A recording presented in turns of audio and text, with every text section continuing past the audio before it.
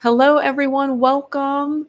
We are now live. It looks like the timer might have got stuck there on 42 seconds, but anyhow, we're live. So make sure you're putting your questions into the chat, and we can begin. Now, I do have questions from last live that I did not get to answer. Thankfully, Rahul, who's working in the background for me, he's my video editor. He is, documenting all these questions, and last live there were a few questions that weren't answered, and he took note of those, so I thank you for him. And he's helping bring the questions to me as you guys put them into the chat. Okay, so welcome everyone. Make sure you can hear me.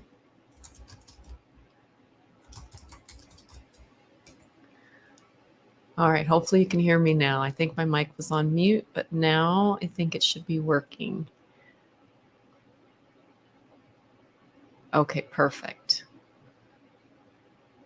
All right, so let's go with, so there are a couple questions. I guess I'll start with some of those that weren't answered, and then we can get into what we have here now.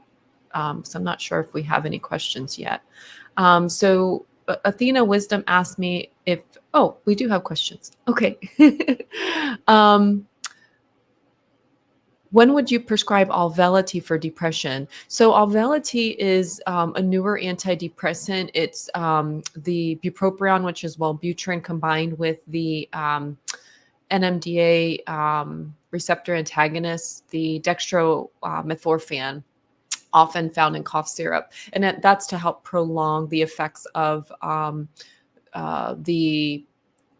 bupropion is used to help prolong the effects of that action, and that NMDA action is what also is used in like ketamine and things like that. Anyhow, so you could actually prescribe Auvelity as a first-line treatment. It's not a second-line treatment.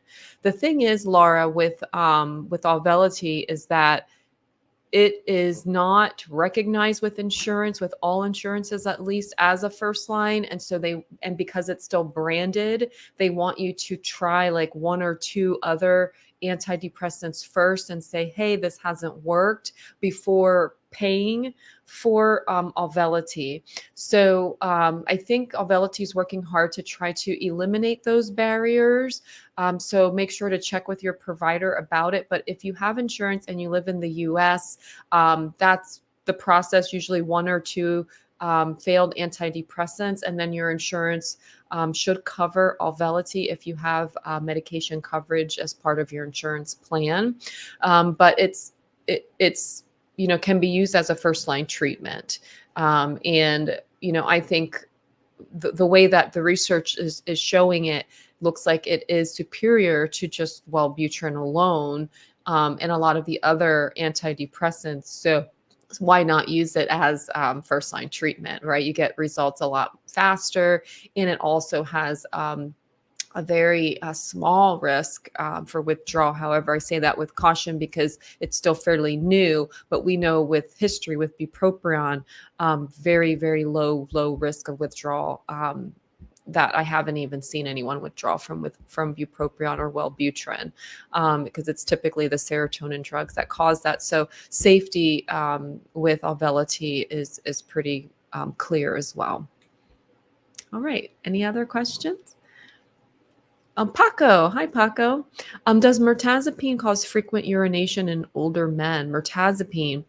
Well, I haven't heard that as a side effect with mirtazapine. However, I can see how it can happen because of the possible, like as you increase the dose of mirtazapine, you get more norepinephrine effects, and like SNRIs can cause this frequent urination in males or females.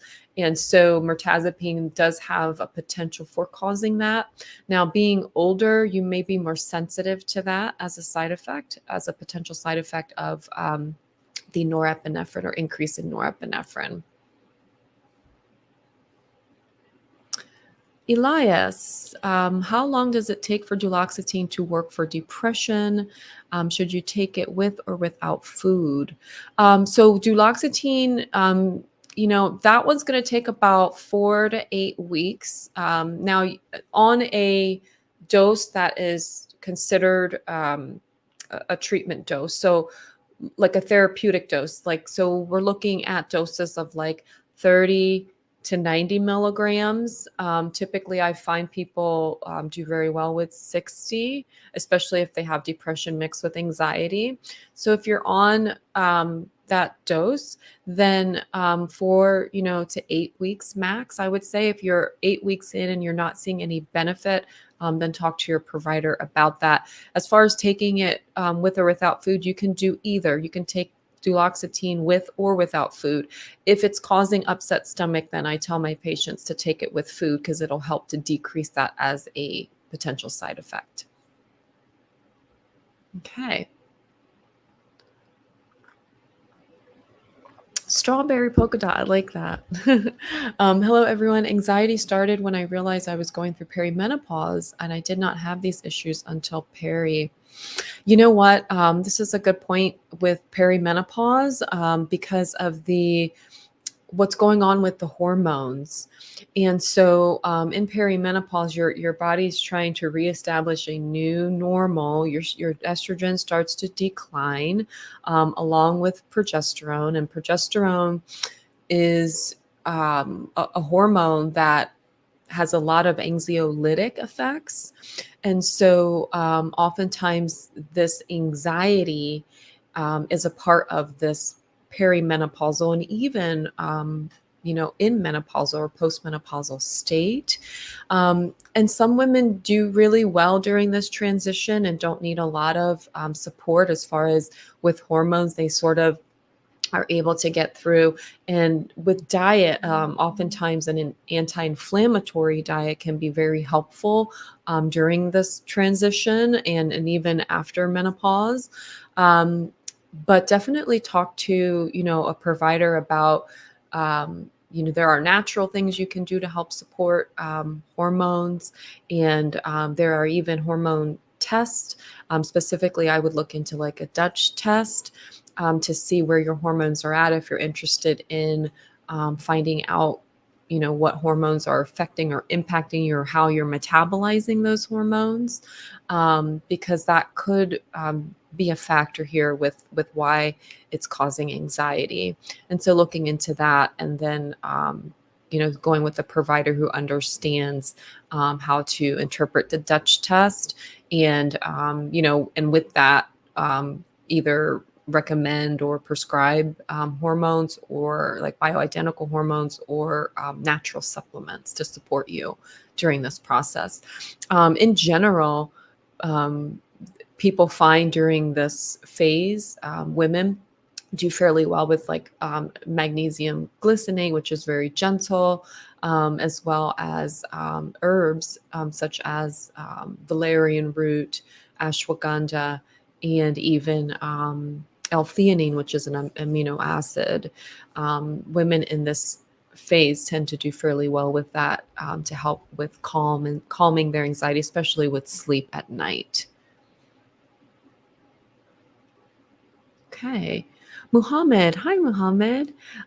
What if I tried all the mood stabilizers and all antipsychotics one by one, and none of the atypical antipsychotics work for me because of the side effects? Is there any hope for hypomania? Yeah, the mood stabilizers and antipsychotics can be difficult to tolerate for some people. When I see someone who is having a lot of side effects to these types of medications, I want to see why and kind of go underneath the hood, so to speak, and look at, are we up against maybe your hypomania? It maybe not be hypomania. Maybe it is a zinc or copper deficiency, which can look a lot like hypomania. And also, lithium orotate, which is nutritional lithium. So you can actually do a hair sample test to look for heavy metals and nutrients such as lithium. You can also assess copper status as well, and some minerals like zinc, etc., in the hair to see if you're deficient in any of those, and if you are, to replace them. And oftentimes, when I have bipolar patients who truly have bipolar, not related to nutrient deficiencies, then that can't tolerate mood stabilizers and antipsychotics, they can often do very well with lithium orotate, which is nutritional lithium. Now, Rahul, I'm not sure if you have access to that link. If you could put the link to nutritional lithium from Dr. Greenblatt's Psychiatry Redefined page, so Mohammed can look that up. That has a lot of information on the uses. There are many uses for lithium orotate, but that way that you can kind of understand it and feel more comfortable with it, because it's not like the lithium carbonate, which is prescribed. It's a lot more gentle and definitely a lot lower. And you don't even have serum detections of lithium and orotate unless you're taking super high dosages above, like, say, 40 milligrams. But oftentimes to treat like something like hypomania, you may only need 5, to maybe 20 milligrams total per day. So definitely something to look into for sure. Again, after you've looked into potential nutrient deficiencies. But even while you're looking, you can use lithium orotate to help with your symptoms. Okay. The other. Hi, Kai. Okay. So how long does the worsening anxiety side effect last with Zoloft? I'm on my 10th day and it gets pretty bad. Um, this could be a paradoxical effect. So be careful here. When I say paradoxical, what I mean is that the medication is doing the opposite of what it's supposed to do. And sometimes with Zoloft, some people have this paradoxical effect, or even anxiety increase to the point of akathisia, which is like this internal restlessness that you feel like not comfortable in your own skin, and you feel like you just have to move around. And so if it's considered like just a side effect, typically side effects go away with the SSRIs like within a week or two at the most, but they start to get better, not worse. So if you notice some anxiety when you first took it and it's getting worse over time and not getting better, then that says to me that you are not having a good reaction. This is an adverse reaction, like a paradoxical side effect. And you should talk to your prescriber about looking into another type of medication, or even lowering the dose. Maybe you started off on a high dose, or you're just very sensitive to serotonin. There are people who are genetically sensitive to the SSRIs and are more prone to those side effects. So they oftentimes will do better with very small dosages, like say 12.5 milligrams of Zoloft may be better for you than 50, if you started off at 50, which a lot of providers will do. So that, and that's like a SLC 61A, I believe, genetic polymorphism that causes that with SSRI. So if you find that you're having a lot of these side effects with all SSRIs, which would be like the Zoloft, sertraline, Lexapro, Prozac, Paxil, etc., then that would tell me that you most likely have that polymorphism, and need to really lower the dose. And again, look for root causes, like I was saying to Muhammad. I think that's important too, and often overlooked.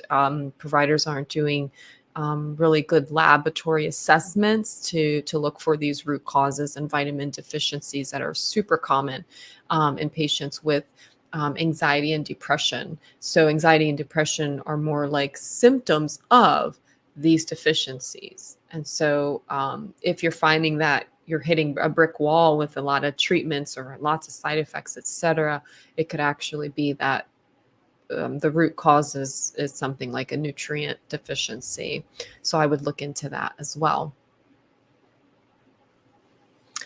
Nerdbama, hi. I'm still taking Effexor 187.5, but still deal with physical sensations of anxiety that cause rumination. My psychiatry has mentioned adding Boost Bar, maybe.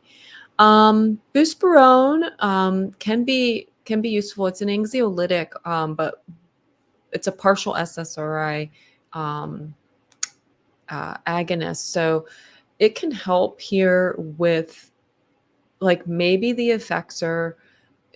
Maybe you're getting a little too much serotonin in certain places that's causing this physical sensation of anxiety.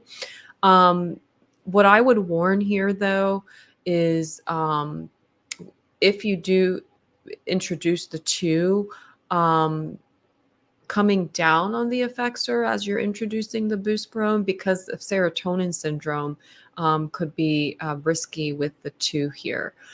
So definitely, talk about that to your psychiatrist. Of course, if they're practicing psychiatrists, they're going to be aware of this potential risk and monitor and talk to you about potential for serotonin syndrome.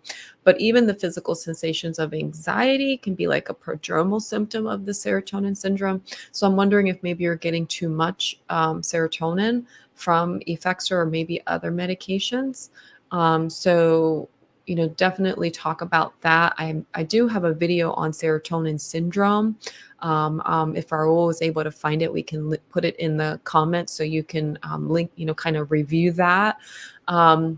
Because there's like overt serotonin syndrome, and then there's like this mild prodromal, like these symptoms that can look like increase in anxiety, maybe the physical sensations, maybe tremors, etc., that you may be attributing to anxiety, but it could actually be low grade serotonin syndrome or too much serotonin. So make sure that's being evaluated as well. The rumination, definitely part of anxiety, that's the psychological aspect. And seeing a therapist can also be helpful there, because you could have someone help you defining your triggers, like what is causing, perhaps there's something that is common in the rumination process itself, and then triggers maybe that you're not aware of just yet. And learning how to manage that could also be very helpful as far as the skills, which I always talk about, using skills before pills as well. So looking into some of that before adding, because I'm a provider who doesn't like to add.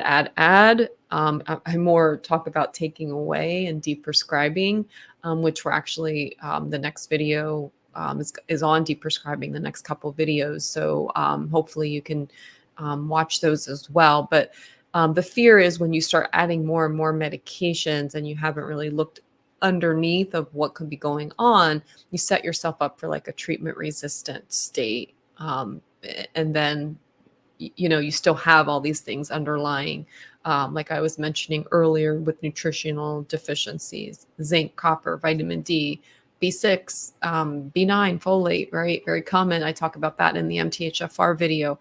So just make sure that you've got those ruled out, and then, start addressing some of this with the skills if you can. If you need to add Buspirone, I would lower that Effexor before adding in Buspirone, just because it starts to get, as you get higher in these dosages, very risky for serotonin syndrome. Okay. S. Hi, S. Propranolol or antihistamine? I guess you mean antihistamines for anxiety.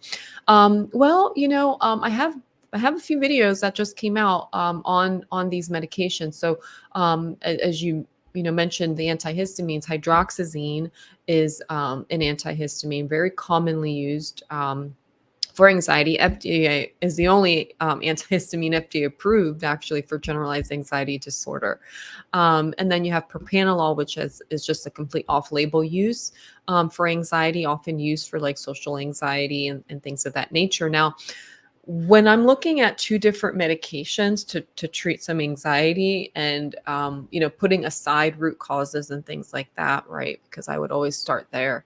Um, and now I'm thinking, okay, I want to treat this anxiety with some medication.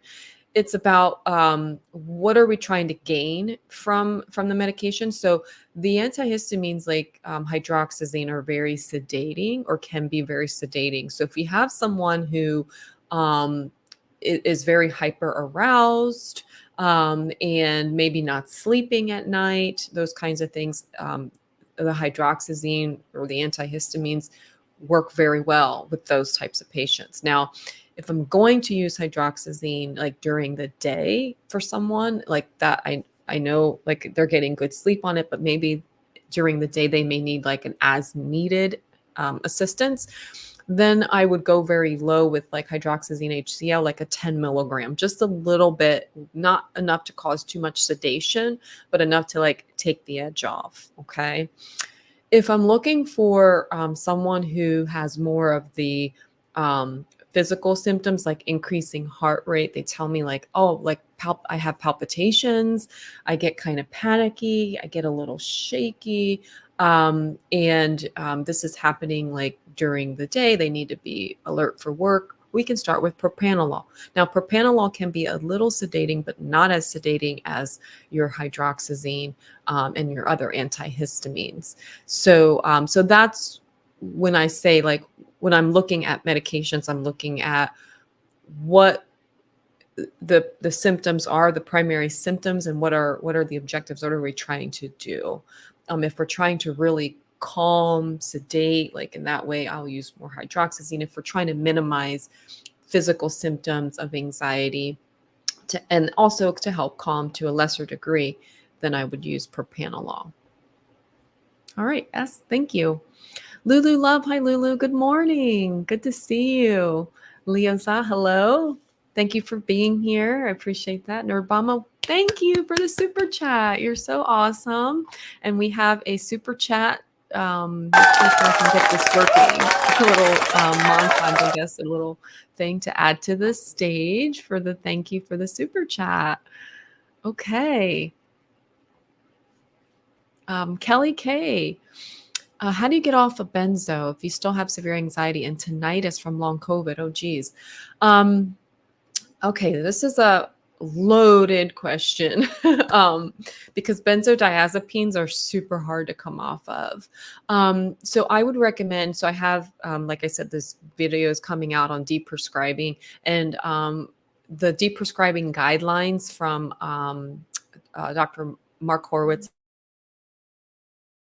and David Taylor are going to be, that's going to be a really good reference for you. And also Ashton manual. So you can just type in Google Ashton manual and her manual come up. Usually the Benzo Coalition website has her manual available and even as a PDF download.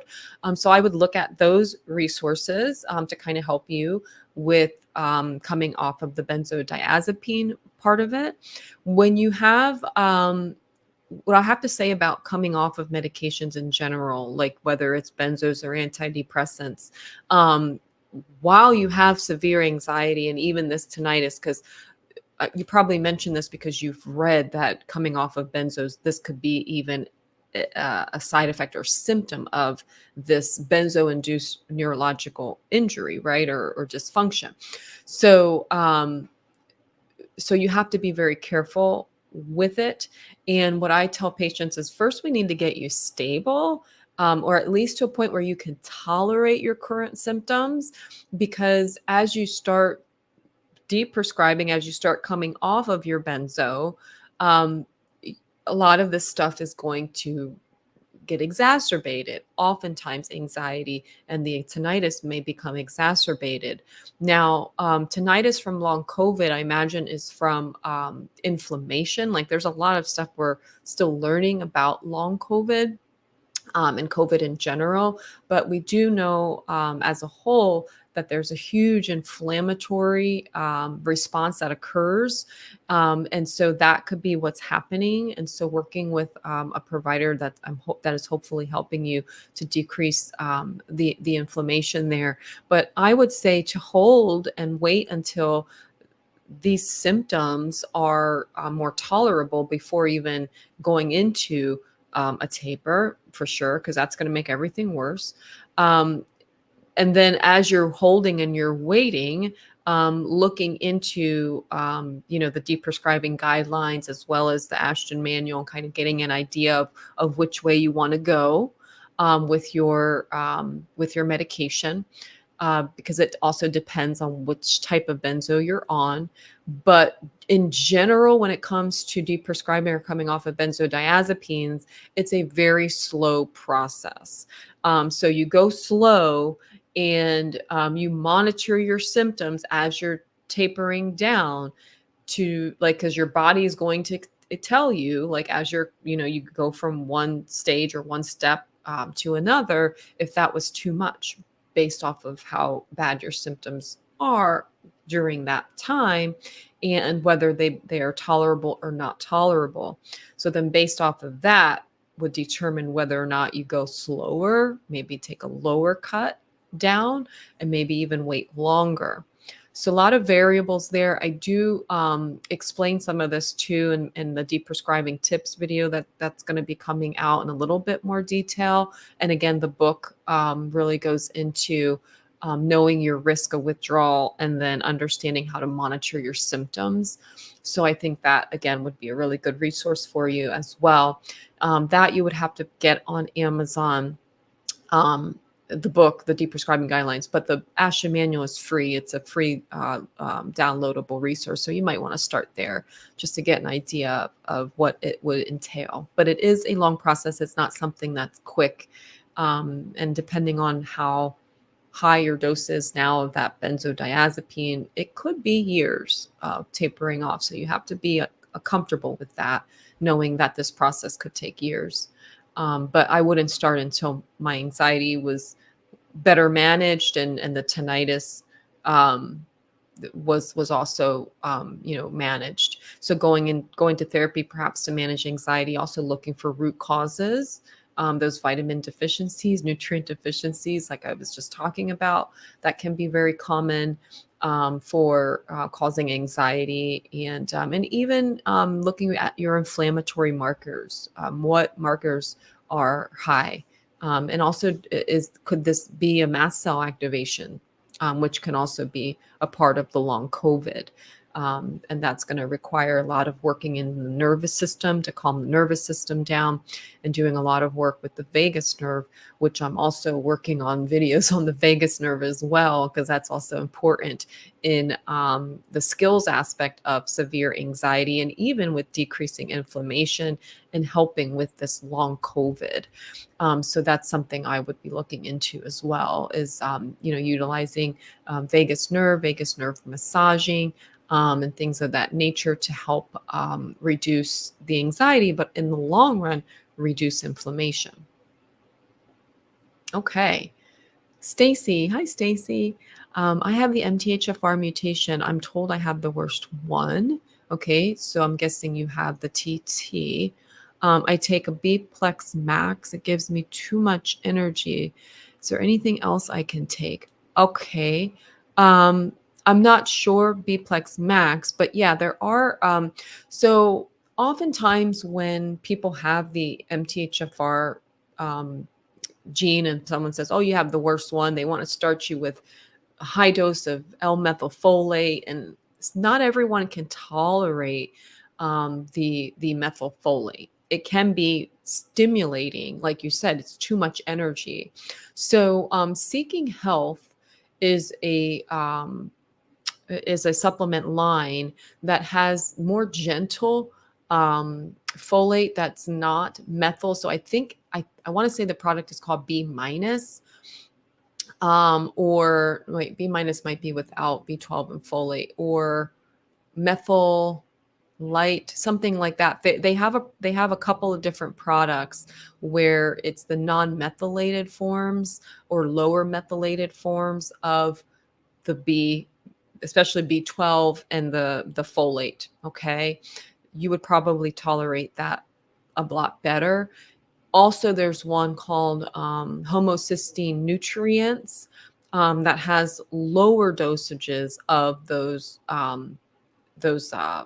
methyl group, the methylfolate and the methylcobalamin, that are often higher in the B complex, especially when it says max. That tells me you're probably taking really high dosages. And so the thing is here, you're very sensitive to these methylated forms of vitamins. You need to go lower and slower. And with homocysteine nutrients, so I would use this when I know that someone is probably going to be more sensitive to these effects, which oftentimes are people coming off of medications. Their nervous system is just more sensitive to these vitamins. So I'll use something like homocysteine nutrients, because oftentimes your homocysteine is also elevated. So when you have the MTHFR, it's important that you're also checking homocysteine to see what that is.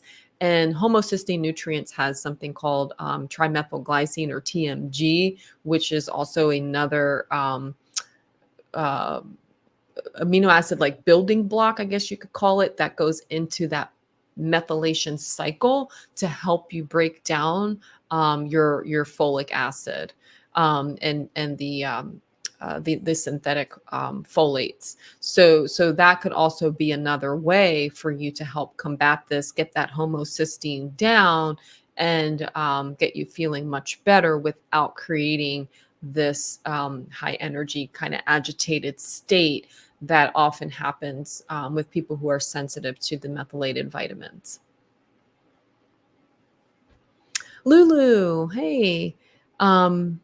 Yeah, so she had the same effects, but I'm on benzos. I take benzo and empty out half a capsule. Oh, benfotiamine. Yeah. Yeah, that's another thing too. So benfotiamine is the thiamine. Thiamine HCl is what you'll normally see in like B complexes. So maybe you may be reacting to that. And patients can also be sensitive to that, and even other like B6, for instance. And so you could do like a benfotiamine if that's something you're being more sensitive to.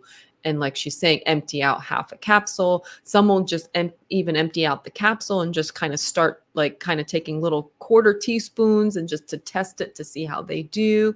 That's another option as well. Just to kind of slowly get your body used to it and see if you can even tolerate the product. So that's another way to kind of understand like whether or not you'll be able to tolerate other B vitamins as well. Because it could be not just because the B complex has a lot of other B vitamins in it, not just the methyl B and the methylfolate, but it could have, the thiamine HCl, it could have the P5P, et cetera, which is like the B6. But yeah, you could also do that too, and take a lower dose. Oftentimes though, with that MTHFR, Stacy, it's the methylated forms that you are sensitive to. And so the homocysteine nutrients would probably be better tolerated in that regards. But this is also another good point to bring up for others who may be struggling with their B vitamins, to start separating them out and taking little bits at a time to see what you are able to tolerate. Okay. Strawberry, hi. Thank you. Yes, thank you for your questions. ASIM calm, SSRI numb emotions. Oh boy. Yeah, so this is something that SSRIs can do. And this is too much serotonin in our part of our brain, like the hypothalamus, where our emotion center kind of resides in that area. And that this can be good for people like, the SSRIs kind of can be good for people who don't want to have too many emotions. Their emotions are too, intense. But in the case of when it's now numbing your emotions and you feel like a zombie, a lot of people say, I feel like a zombie. I can't feel any happiness or joy. And, yeah, I'm not sad anymore. I'm not depressed. I'm not anxious, but I don't feel anything. What do I do? So lowering the dose, is number one thing to do to see if you can lower the dose, and get into therapy again to work on those skills, to help you overcome your whatever you were put on the SSRI for, depression or anxiety. And oftentimes this can also happen over time. So maybe you've been on it for a long time and maybe no one ever told you that. Really, you should only be on it maybe 6 months, and then everything going well, start coming off, because depression in itself is self-limiting, meaning it's not something that's there forever. And so coming off of the medication may benefit you. But if you have been on it for a long time, it's important to come off very, very slowly. And that's, again, where the deep prescribing guide comes in, to make sure that you are coming off slowly. If, you're looking at, well, I want to be on this medication. I have tried lowering the dose. I'm not comfortable with coming off of it right now. If that's you, you could also do a couple of things. If it's an SSRI that pairs well with bupropion, which most of them do, fluoxetine could have some 2D6 inhibition, and some, you'd have to work with a provider who knows how to handle that situation. But like Zoloft, Lexapro, can be pair well with bupropion. So pairing it with bupropion can help counteract the emotional numbing, because of the dopamine and norepinephrine of bupropion. So adding that in can counteract this. Or switching to something like a bupropion can help. Okay. Or even adding in something like buspirone, which we just talked about, is a partial serotonin agonist. So buspirone can actually go in there and kind of turn things down in that area, that could be causing some of the emotional numbness, and kind of help.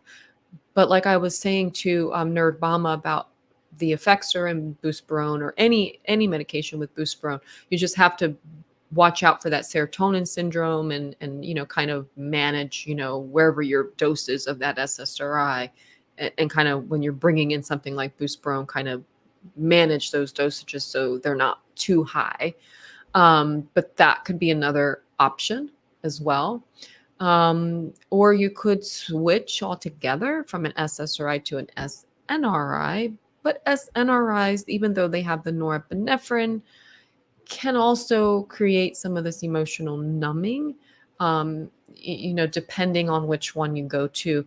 So that's why a lot of times providers will switch patients to the bupropion, which is the Wellbutrin, or maybe add a little bupropion in there, or add in the buspirone to help to decrease that effect.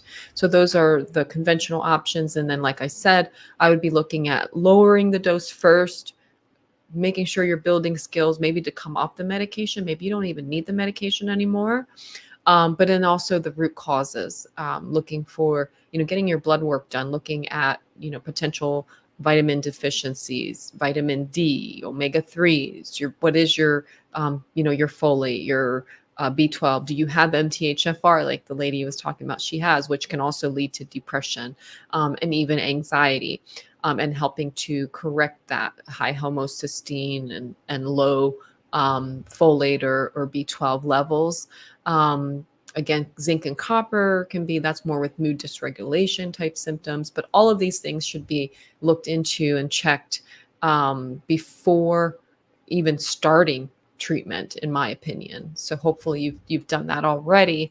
If you haven't, consider doing it now, before you start hitting a lot of roadblocks in this whole treatment realm, and conventional treatment realm of mental health. Because oftentimes a lot of these things can be managed with nutrients, diet, lifestyle changes, good therapy, etc. Okay. Pat Doyle, hi. How do you taper off benzo? The journey is horrific. Not tolerating supplements, has gut issues. Don't allow me to eat most foods to heal natural. This benzos are a crisis. Yeah.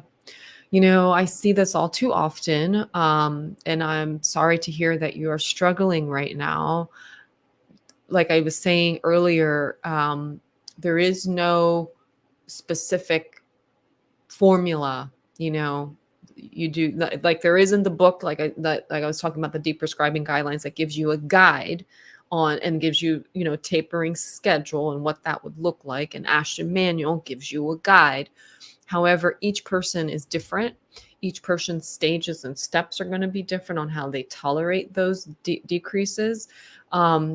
And, imagine if your journey has been horrific. You've probably already learned that you need to go very slow and low with your percentage of the dose that you're reducing. So I'm hoping that you've already kind of figured that out, because that's probably, something that you've learned in the journey. And if you are there, you're not tolerating supplements, I imagine you're probably in like what they call a protracted state, or in this benzo-induced neurological dysfunction state. In that state, a lot of times you can't tolerate a lot of supplements, but oftentimes you can. A lot of patients that are in this state tolerate magnesium glycinate very well. And that could be something you can kind of utilize to your advantage to help lower the anxiety, and also give your body something it needs. In my video on magnesium, I talk about how magnesium is important in many functions, but especially the stress response. And when you are stressed and overstressed, your body is stealing magnesium from your cells and just taking it because it needs it for that HPA axis to work and function. And so taking magnesium, and magnesium glycinate is the form I prefer, can be very beneficial just to help with the stress response. It's not going to be the cure-all for the anxiety, but it can take the edge off just a little bit, and give you a little bit of support, especially with those adrenal glands, which are probably overworked right now. As far as the foods go and gut issues go, this is definitely something where I would be looking at working at first, because as I also have another video on the gut brain connection, it's very important that if we're having gut issues, or even if we're not having gut issues, because they can be dormant for a while before they start acting out, the microbiome and dysbiosis can cause a lot of issues. And psychotropic medications are known to be microbiome disruptors. And a lot of times people who are coming off of benzos have these gut issues. They term it benzo belly. Everything causes bloating and discomfort, and it's hard to tolerate things like probiotics, etc. So you want to slowly start introducing these things with diet, looking at what an anti-inflammatory diet would be, and see if you can start incorporating those foods in.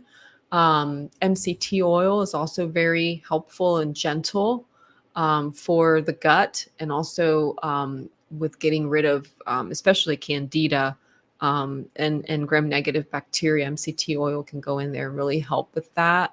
And like I said, is very gentle and tolerable, and also helps with healing the gut. Like if you have gut lining problems, absorption problems. So you just have to take this approach individual. I'm trying to give like a general, but it's really hard not knowing exactly what's going on in there, or even seeing labs. So I would like to see what your nutrient deficiencies are, how to support that, and also look at an oats test to see if we've got something going on with perhaps gut bacteria, or metabolic issues, or neurotransmitter breakdown issues, and even perhaps a GI map, depending on what your GI symptoms are, to look at what we can do to support it, what we can do to support you in this, and then do it little by little, instead of, oftentimes, especially if you go to a functional provider, and you do all this testing, they want, oh, wow, we've seen all this stuff, and throw a whole bunch of things at you. But if you're in this state where you're sensitive to a lot of things, you want to kind of add one at a time to see how you can tolerate them. And so working with a provider who understands that, and also understands, which supplement of all of them would give you the most impact to start with, and then kind of titrate from there, and then adding in others from there. So like I was saying with magnesium glycinate, I would start there because that's something that most everyone can tolerate very well. It's very gentle on the nervous system, could be very impactful, and then kind of slowly start integrating other things that we find you would benefit from. So like just one step at a time. And like, even like Lulu was saying, how you open the capsule of these supplements and you can take the powdered forms of them and just like, even do like an eighth of a teaspoon if you're worried about it, and just to kind of get some of it to see how you respond to it, could also be something that you could try, as far as, helping you get through some of these problems. But healing the gut would be an area I would start working on after trying to calm that nervous system down with magnesium. Then I would look at what's going on in the gut. Why are you having all these gut issues? Most likely the cause is the benzos, but also like, what do we need to replenish you with? And then going from there and like slowly integrating some probiotics or foods that have probiotics if you could tolerate them. Yeah, but it is a crisis. It's a shame. Rockstar, hi there, Rockstar D. Thank you for the super chat. Let's get my super chat on here. Super chat celebration. Thank you so much. I really appreciate it. Rockstar. So let's see here. Zyprexa, 1.25, Luvox 150, and Zoloft 100 is good for some pain. This combination can be very helpful. This is something that could be useful maybe for an OCD, because that Zyprexa dose is very low. Maybe some mood instability there. What I would say, though, I know you're not asking for any advice with it. You're just kind of giving a statement. Oh, here we go. Olanzapine essentially is a better option for anxiety, somatoform pain, and a little bit OCD. Yeah. So this is a combination of things that could help. Like I was saying, OCD and this somatoform pain is like patients who have unknown sources of chronic pain, or even symptoms that they cannot find an origin for. What I want to say, though, with this, Rockstar, you've probably been on this for a long time, so perhaps you have, you're doing fine with it. But for other patients who may be looking at this like, oh yeah, let me try this combination because I have this exact thing going on. Be careful of serotonin syndrome because you have fluvoxamine and sertraline together, which can be dangerous. So even though providers will use 2 SSRIs in certain situations, it's done very carefully. And probably you're taking the fluvoxamine and olanzapine at night and the sertraline during the day is what I'm guessing. And I'm sure that they have told you about monitoring for that, for serotonin syndrome. But, not everyone can tolerate something like this. But it can definitely, fluvoxamine, very, very helpful for the OCD component. That's why when you said that, I said, oh, this is, before I even saw this part of the question, probably something with OCD going on there. And then sertraline and olanzapine, very good for a variety of things, like general depression, anxiety. And olanzapine can have a lot to do with some somatoform disorders, because of that little bit of antipsychotic benefit, mood stabilization, but also some of the somatoform disorders, they say, could also be in the realm of delusional. And so that's why they will use antipsychotics to help treat. And this is a very low dose of olanzapine. And if it's helping and working for you, then absolutely great. But that could be something that's going on. Maybe there's something in the temporal lobe that was causing you to have some of the somatoform pain that you were describing. And oftentimes we would see something like this in something like a TBI, a traumatic brain injury, with this kind of anxiety, somatoform pain, and OCD symptomology. So I'm not sure if that's something that has occurred. But also, when I do see a lot of things like this, I'm always curious to see like what was done as far as before you got put on these medications. Did they look at nutritional deficiencies and ways to help support you?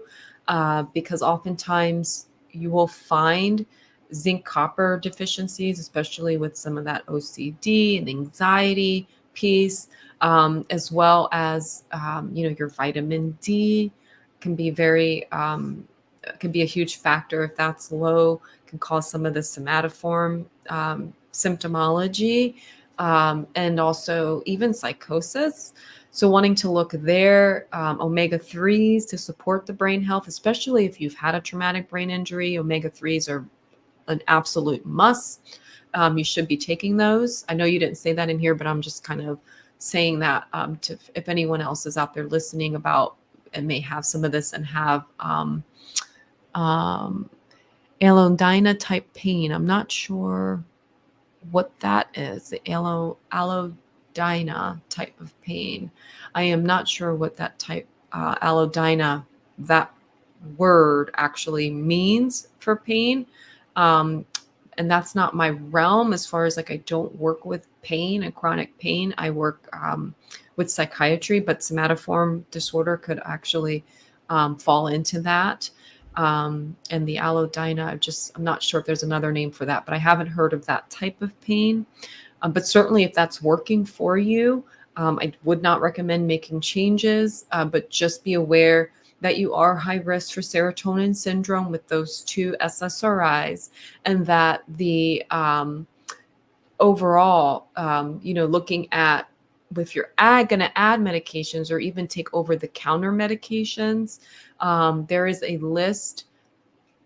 Oh, okay. Pain on touch in the body. Okay, that makes allodyna. Okay, yeah. So you have physical sensations to touch. Did you have a TBI or something like that happen, or did this just develop out of nowhere? Because that's very interesting. Like a traumatic brain injury or in a car accident, hit your head, anything like that?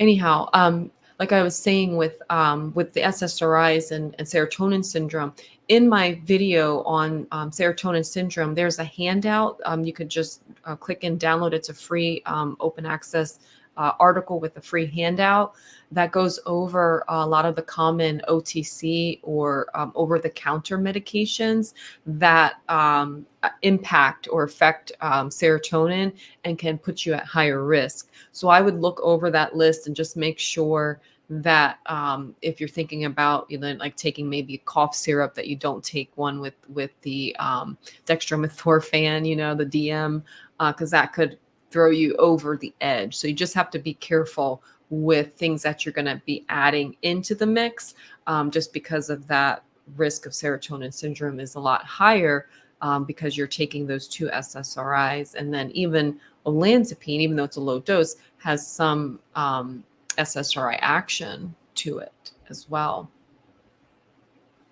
Okay. Cara, when you reinstated after a bad taper on SSRIs, how long do you have to stable before you can start a new taper? If you reinstate after bad taper, so I'm guessing that maybe you were on a medication, SSRI, like maybe Lexapro or Zoloft, and then you got unstable and then you reinstated the dose. So it depends where you are in the stage. So what I mean by it depends, it means that like, as far as your, are you in something called protracted withdrawal, where you're having some injury symptoms from the SSRI, or is it just going to stabilize? So typically people will stabilize once they come back up to a dose, like on their medication, usually in about 4 weeks, sometimes 6. If you're past that 6-week mark and you've reinstated and you're still having a lot of symptoms and you're not getting better, then I would say you are in a protracted state. It's unfortunate. However, it doesn't mean that, you're never going to get better. It just means that you're going to be better coming off of the medication and going a lot slower as you come off. And you're going to have to manage a lot of these side effects and protracted symptoms as they come. So it's not going to be a comfortable withdrawal or taper. Trying to think if I've had anyone who did stabilize after longer than 6 weeks. And I'm not I think I did have, I'm trying to think of, I think he was on Trintellix. But you know what? And he held for a while, and I don't think he ever stabilized. I'm just trying to think of exactly the process. I think what ended up happening is he was on for maybe 3 months, I want to say. Um, stayed on it and then never really completely stabilized, and then just started tapering. The tapering was difficult. Um, he was also coming off of boost brone, if I remember correctly, and then tapered off of that. That was all hard, but then once he was off, much, much, much better. So it does, it is a process. It is difficult. I understand that, but it does take time. You're at 11 weeks. Yeah. If you're feeling worse and not better when you went back on, then I would say this is definitely more of a protracted state. So focus on things to help the nervous system. I was talking about magnesium glycinate because that's something most people can tolerate. Also vagus nerve work. So working with the vagus nerve, doing vagus nerve massaging around the face, the ears, lots of videos out there that are helpful. I made one video on like the 5 ways to reduce stress. And one of them I talk about vagus nerve and like the exercises I do on my face, specifically behind the neck, etc., to help reduce anxiety. So that just kind of helps with the nervous system. There's also vagus nerve stimulation devices that can be helpful. I have some videos coming out on those specifically, just to help with regulating the nervous system.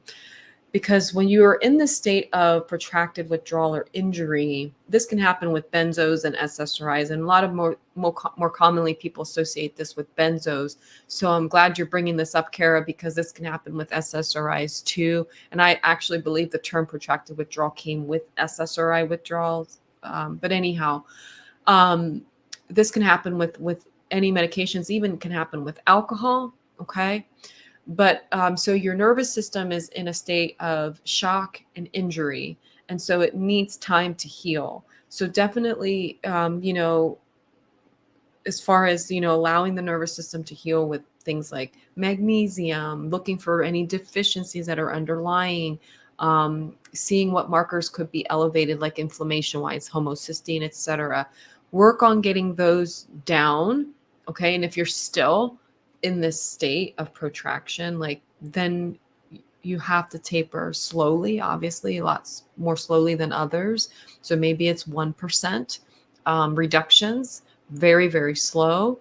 And then, you after you come off the medication, though this process is going to feel difficult, etc., you do feel much better. Now, it takes time too after the fact to feel better, but you definitely will feel better than the state you're in now on the medication and having this maybe paradoxical effect or protracted withdrawal symptoms, which look different to many different people. So could be things like severe anxiety, akathisia, agitation, not sleeping, feeling like pain, like the one guy was talking about somatoform pain. Well, people in protracted withdrawal can have pain throughout their entire nervous system in many different areas for no reason, muscle weakness, some like brain fog, brain zaps, come and go, migraines, headaches, dizziness, imbalance issues, all of that. I mean, there's a whole list of things that can happen in a protracted withdrawal state, and you may not have all of them. Maybe you have a group of some of them. But after 11 weeks, I would say, well, if you have already tried some of these things to help calm the nervous system down, try to find some place of tolerability in here, then I would say, okay, I've tried everything I can. I've looked at all of my underlying deficiencies and helped correct those to support my brain and my nervous system as best I can. Then, start slowly coming off little by little, because in this state, oftentimes the medication is causing some of the harm, oftentimes a lot of the harm each time you're taking it. And that could be assessed by when you take it, do your symptoms tend to flare up? So then that's like the big clue, that we need to, start coming off of this, but you're going to have to come off a lot slower than you did before. So I wish you all the best, because I know it's a struggle. I have many patients that are struggling in similar situations as you. So you're not alone, that's for sure. There are also support groups and different coaches that can help you, like Angie Peacock is one. Chris Page, she does a lot of work with benzos. I'm not sure if she does other medications as well. But looking at those types of support groups out there, so that you can get a support system, support circle of people who are going through the same thing as you, and even bounce some of these ideas off to them as well on what helped them get through a similar situation. Okay. Abdul. Hi, Abdul Rahim Fox. My daughter's 19 and has tried all SSRIs and Duloxetine for severe depression, but nothing is working. Well, again, like I was saying earlier, I don't know if you were here, especially at 19 years old. So yeah, I automatically think something's going on nutritionally. So get a nutritional evaluation done. Look for MTHFR. You don't have to do the MTHFR test per se. You could check homocysteine. You could check the B12 and folate serum levels, see what they are. And that could be a strong indicator of it, because some people can't afford the MTHFR test, but these other tests are covered by insurance, like the homocysteine and the vitamin deficiency test, as long as your provider knows how to code it correctly. But even the DNA test for MTHFR, if there's a strong indication or likelihood, like maybe there's someone in the family who is known to have it, insurance may cover that. And some insurances will also cover like a gene site test or a genomind test, which is testing for which maybe there are polymorphisms in how you metabolize your medication. So which medications she's metabolizing better and which medications she is not able to metabolize. That could be a factor here.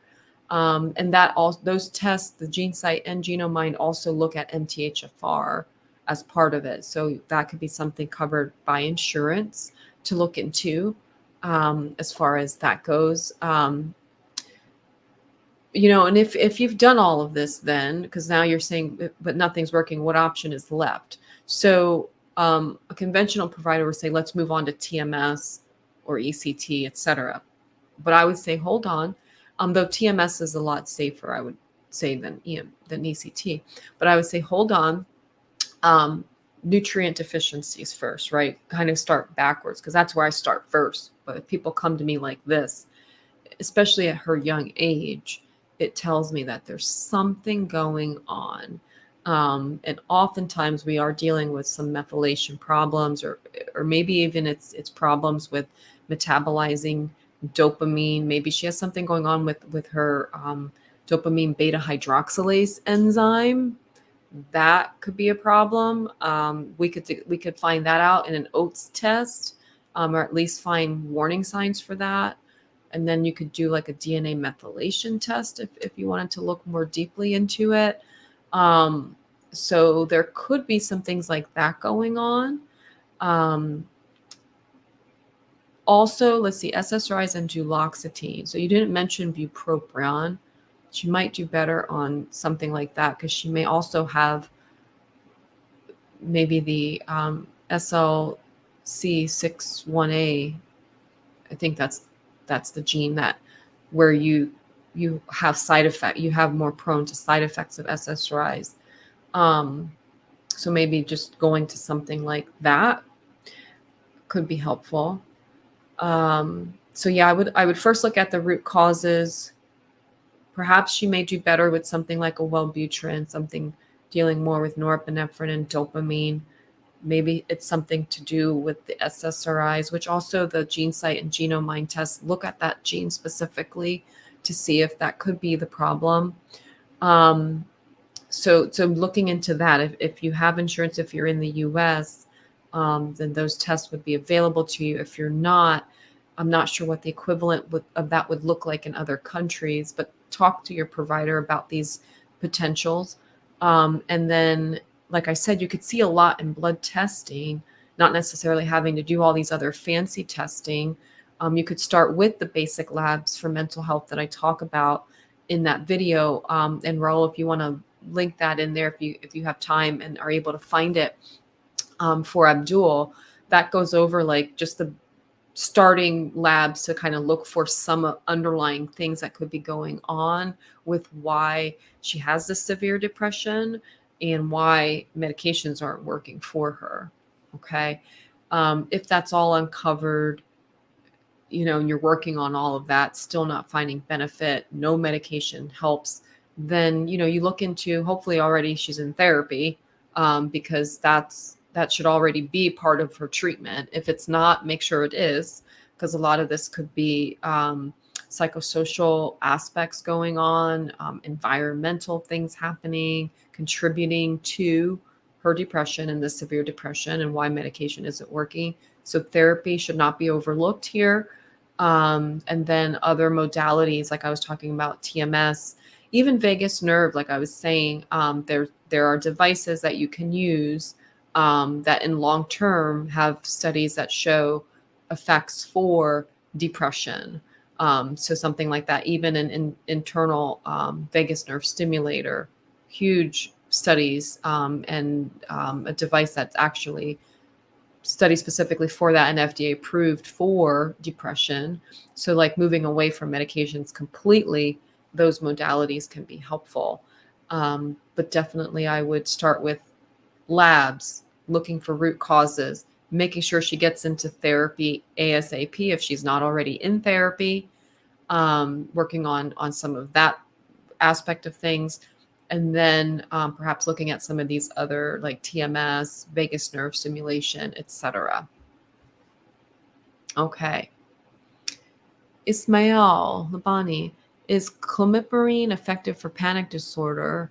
It can be. Clomipirene is a tricyclic antidepressant, and it can certainly be very helpful for panic disorder, anxiety. Oftentimes, clomipirene is used for OCD. That's where it has the most research and shown for efficacy to treat is OCD, but certainly can help panic disorder.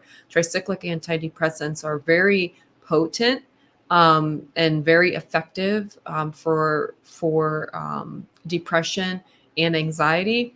You just have to be careful with side effects, and that's why they're not often used as first-line treatment, because there are a lot of side effects, and especially long-term use of them having side effects. So yes, it can be effective, but just watch out for side effects. And again, as I've been saying, if you're listening to me with the root causes, I hope that you've also taken notes on that and are looking for root causes of your panic and anxiety.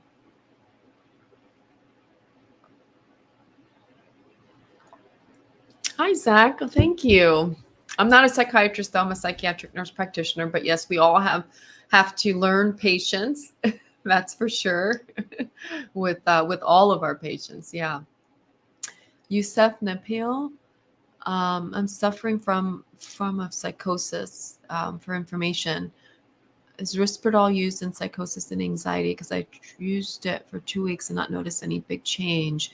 Yeah, Risperdal can be used. It's an antipsychotic. So definitely used in psychosis, and can also be helpful for anxiety because it has some effects with serotonin. And like I was saying before, of course, root causes, make sure you've gotten those labs done. Look at that video on mental health labs as well, and making sure that you're checking for root causes of underlying nutrient deficiencies that could be a root cause of your psychosis or anxiety.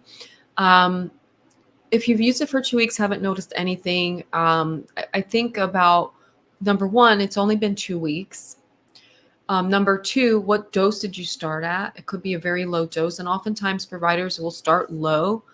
For instance, if I'm going to be looking into starting something like Risperdal, I'm going to start at 0.5. And so for some people, even 0.25, super low dose, right? So you might not see a big effect yet. And oftentimes, we're looking at maybe 4 to 6 weeks for bigger effects, and then kind of slowly titrating it. So if you're not noticing any big change, perhaps maybe that means you're noticing some change, which is good in your condition, and you just may need to increase the dose. Because oftentimes we start low, we slowly titrate up, like maybe start at 0.5, then go to maybe 1 milligram, depending on the effect that you're noticing, then maybe 1.5, etc., kind of going up slowly like that. And you may need to also, depending on with Risperdal, the change that you're noticing, you may need to have twice a day dosing. So maybe you notice like a change, like if you're taking it at night, you're sleeping better, maybe you're waking up feeling okay, but then midday symptoms start to come about again. That may be a clue that you may need twice a day dosing. So kind of looking at those things as a whole, but I wouldn't give up just yet, especially since it's only been 2 weeks. And you said you're not noticing any big change, so you may be noticing some change, which is a good sign. And then have a conversation with your provider about the changes you're experiencing, and they may decide to say, hey, maybe we should go up on the dose, or maybe give you twice a day dosing, etc. Noah Leppin, hi. So gabapentin for anxiety. So gabapentin is used for anxiety as an off-label option. And some patients do really well with using gabapentin for anxiety, especially if they also have neurological pain, um, like peripheral neuropathies, fibromyalgia, and things like that. They can do very well with gabapentin. But gabapentin also works in the GABA receptors. It works differently than the benzodiazepines, but you do have to be careful with tolerance and dependence, just like you do with the benzodiazepines. So keep that in mind. Also, again, looking for the root causes for your anxiety, getting into therapy as well, to limit your use of medications overall, because the gabapentinoids, which would be like gabapentin and pregabalin, which is like Lyrica, like I was saying, can have like some long-term, some deleterious effects, that kind of creep up on you. And all of a sudden you're like, oh, wow, like I'm having now constipation, I'm having brain fog, I'm having memory problems, balance issues. Now, oftentimes this is the case with the older population, but don't discount it because it can happen in younger patients as well. There's a lot of discussion about this in that book I was talking about earlier, the Deprescribing Guidelines, by Mark Horowitz and David Taylor.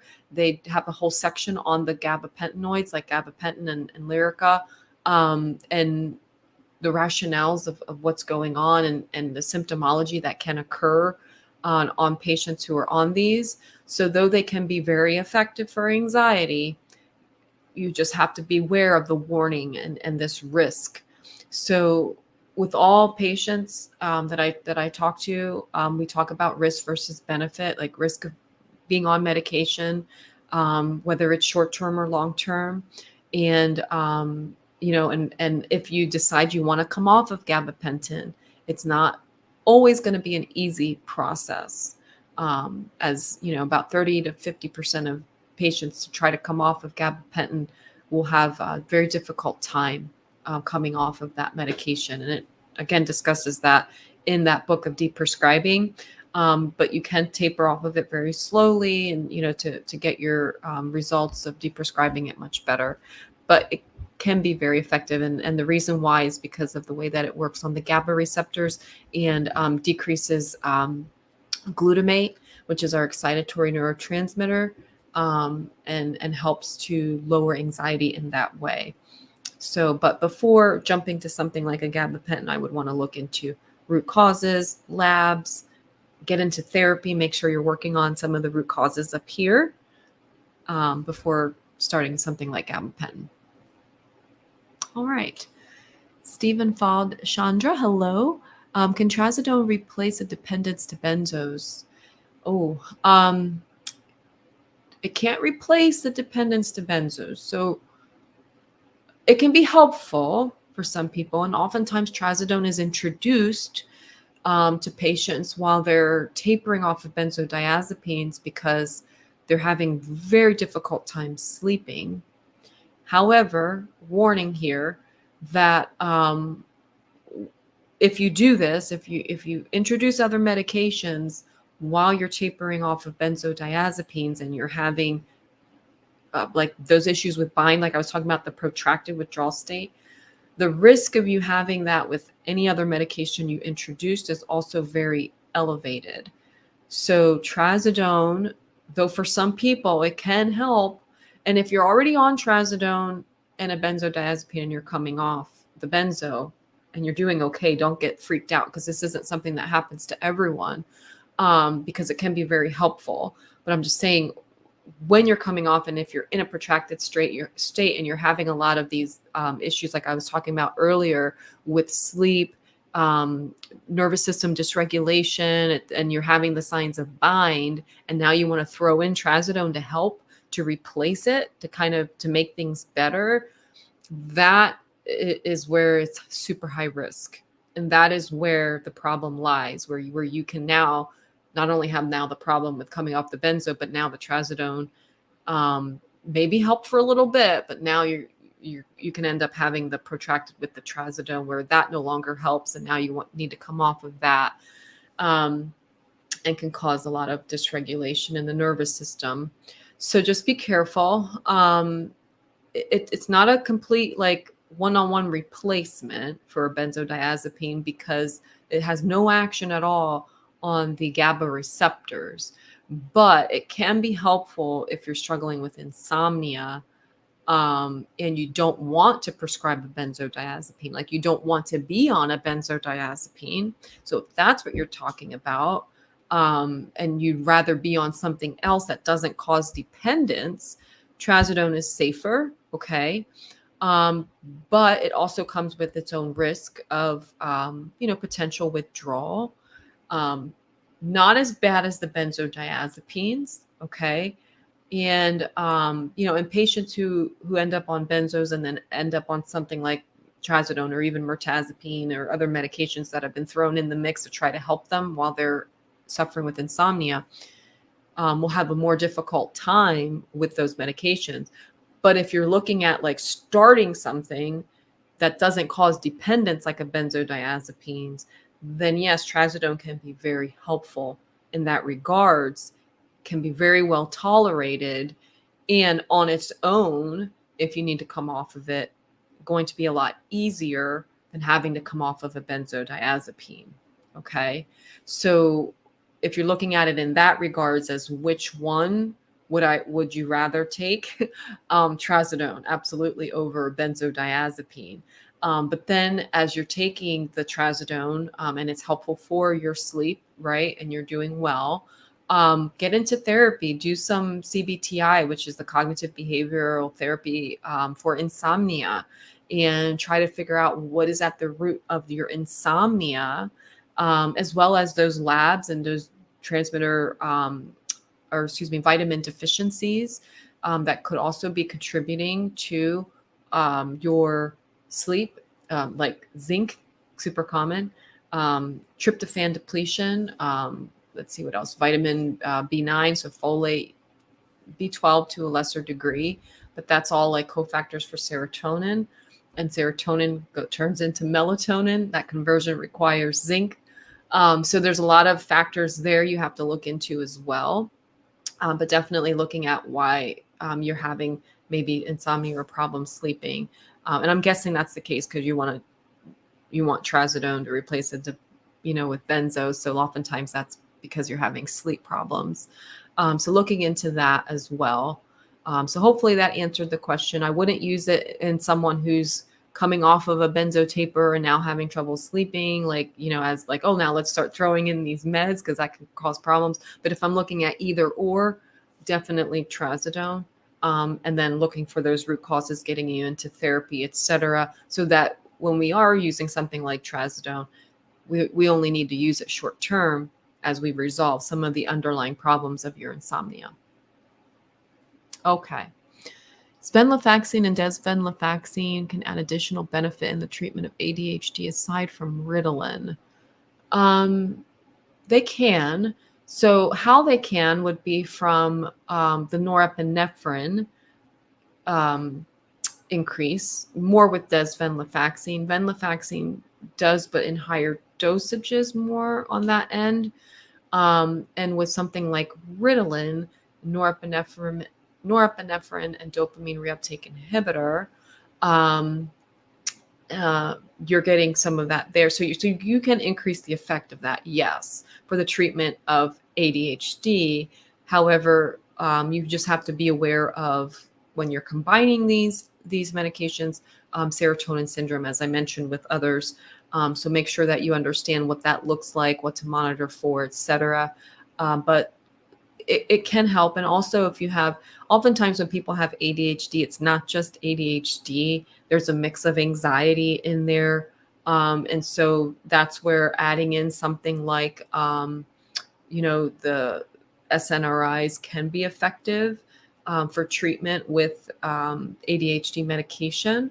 So certainly, can provide an additional benefit with treatments for ADHD. Now, as an alone treatment, like if you're looking at will it help as a singular agent, there's a potential for it, especially if your ADHD symptoms are primarily related to anxiety symptoms, for an SNRI to be more effective for you than a stimulant. And some people don't do really well with stimulants.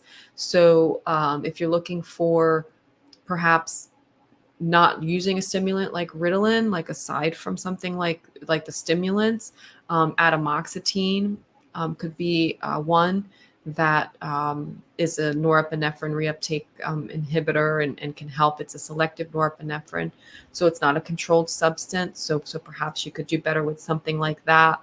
Quellbri is another one. I have videos on both of those I just put out. So if you want to look at those to see if maybe that's something you're more interested in, if you're having a lot of the issues with amphetamines and the methylphenidates like Ritalin. But yeah, you could get some added benefits from the norepinephrine from the SNRI with, if you want to add it to something like Ritalin, more desvenlafaxine, I would say, than venlafaxine there. But you could, but just be careful for serotonin syndrome. Okay, Kapil Gidwani, can SSRI worsen ADHD? Well, depends on, it can, if we're talking about an SSRI that, if you're, especially if you're on a high dose, could be causing emotional blunting. And that could make you feel like not motivated to do your work, right? And that lack of motivation is one of the core components of ADHD. So that could be a factor in there. For the most part, though, SSRIs improve the symptoms of ADHD, especially the ADHD that has a lot of anxiety underlying the symptomology. So more so than not, it's going to be helpful. But where it can worsen would be in that, perhaps in that, in some of those few patients that end up with the emotional blunting, lack of motivation, like too much serotonin in that hypothalamus area of the brain, where that can be problematic and cause maybe some of this numbing, not wanting to do things. And obviously with ADHD, you already have like a hard time starting tasks and doing things. So that could be a factor. And so in that regard, you may want to consider a different medication if it's affecting you in that way. But by and large, most patients with ADHD can do really well with an SSRI, especially low dose, because you're helping a lot of the underlying anxiety component of the ADHD. So they're often used for helping with the treatment of ADHD. Now, with ADHD, because we've been talking about root causes, some things, omega-3 deficiencies can be a factor. B12 deficiency can be a factor. Vitamin D can also be a factor. And even zinc and copper could be some issues, some deficiencies to be looking into here. When we're talking about ADHD. So make sure you've done labs and looked at your nutrient potential deficiencies there and correct those, because you may get a lot of benefit just from doing that, and finding that is very helpful in helping resolve your symptoms of ADHD.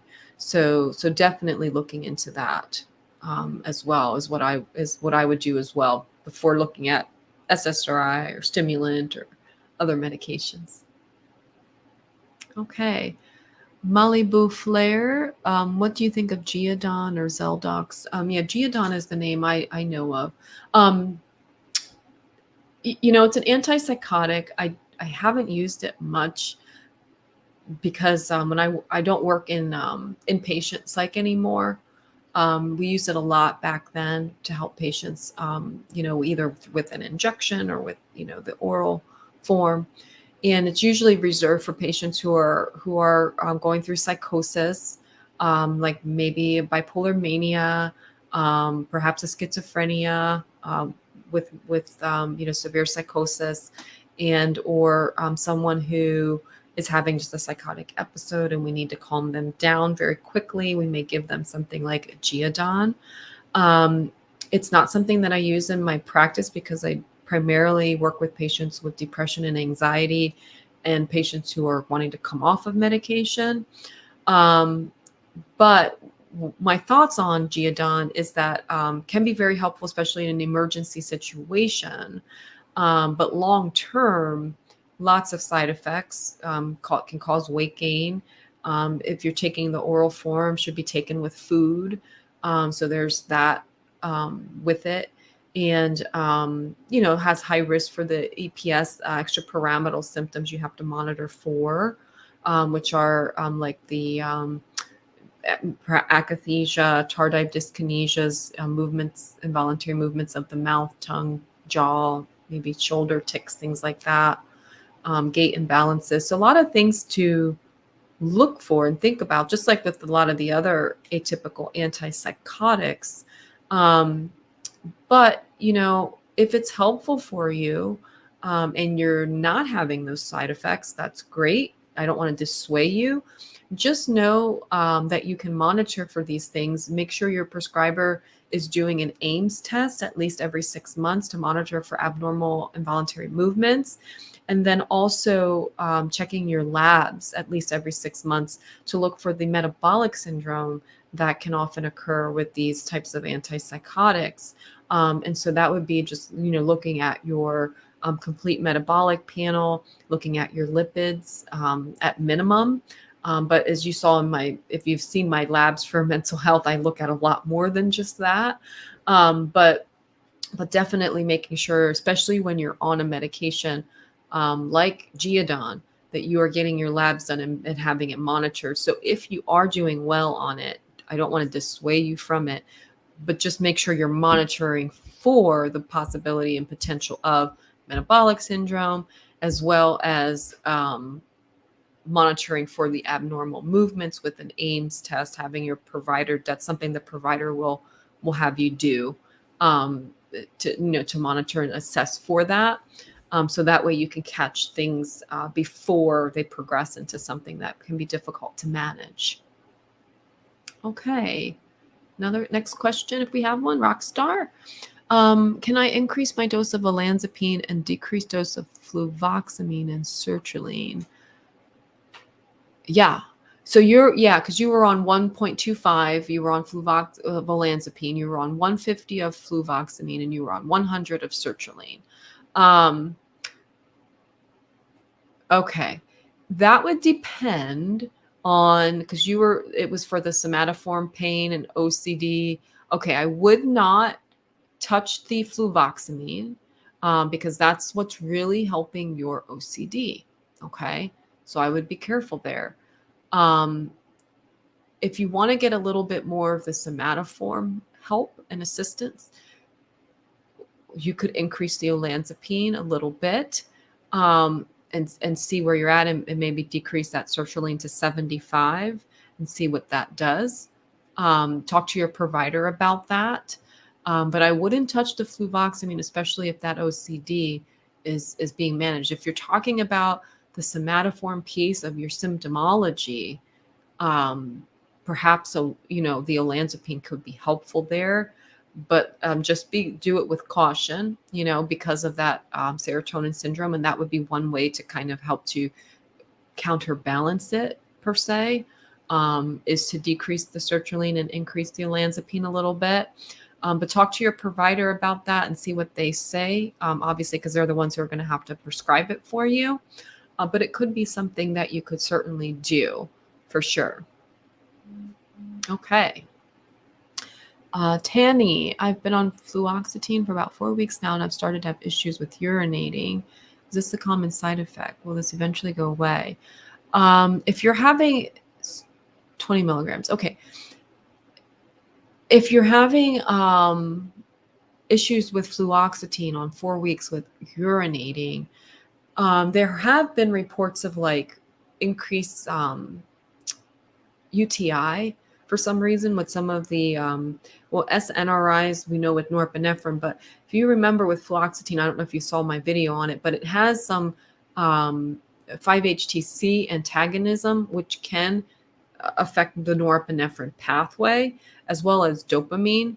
And so because of that, perhaps you're sensitive to that and having problems. Now, this would look like frequent urination. Okay. So if that's what's going on, I would be thinking about that. Will it eventually go away? In patients who have this as a side effect, I haven't and I've seen this with SNRIs. I have not seen it with fluoxetine. I've only read about it. So I haven't seen it. But in the patients who have this urination problem with the SNRIs, no, I haven't seen it just go away, and we have to switch medications. So that if that's what's happening, I would rule out a UTI, and make sure you have your analysis checked and make sure you don't have a UTI, and that could be causing it.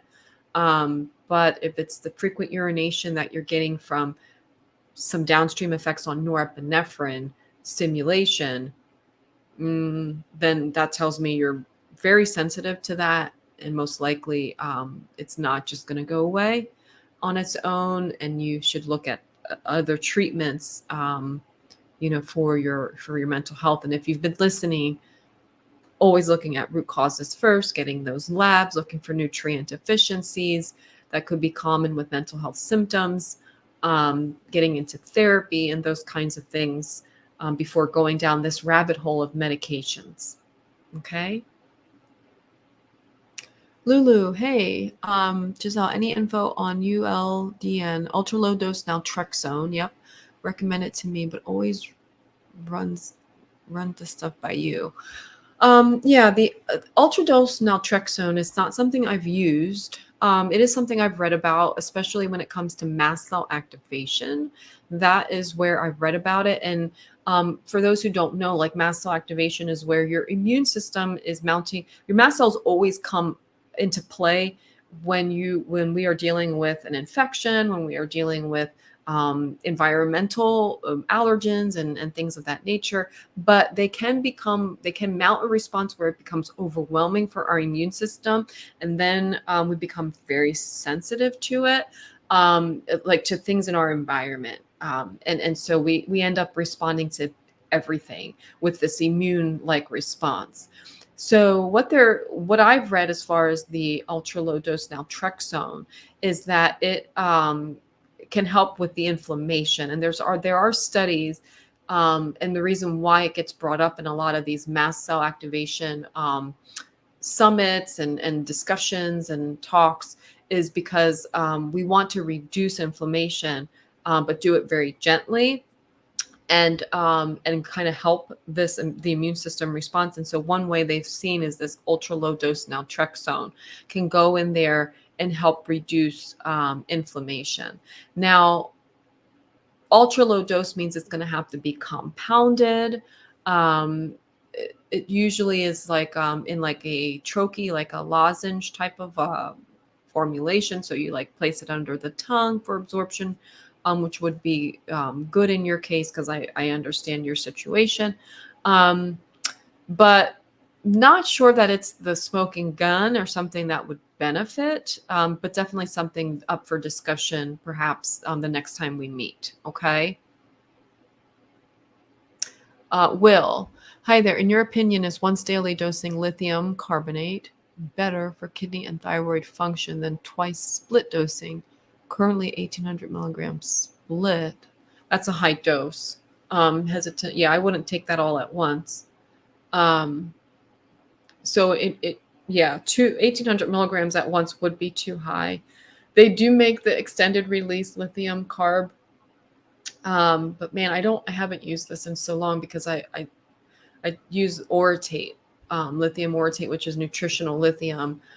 So I can't remember what the dose limit is on the ER. But I know for sure 1800 is pretty high. And I don't think, I'm thinking that might be over. But oftentimes when we're looking at lithium, even with the max dose restrictions, the things that we look at working about dosing it is your serum lab levels. So are you toxic? And or well, that's always checked, right? And then what are your symptoms? Are your symptoms being managed? And then checking the CMP and the thyroid, right? Looking for, because those are the long-term effects of lithium carbonate use, not orotate. Orotate doesn't even create a serum level unless you go too high.